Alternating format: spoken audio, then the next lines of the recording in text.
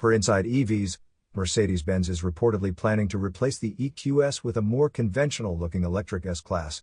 The current EQS, which has faced criticism for its unusual design, has seen a significant 52% drop in combined sales of its sedan and SUV variants in the first half of 2024 compared to last year.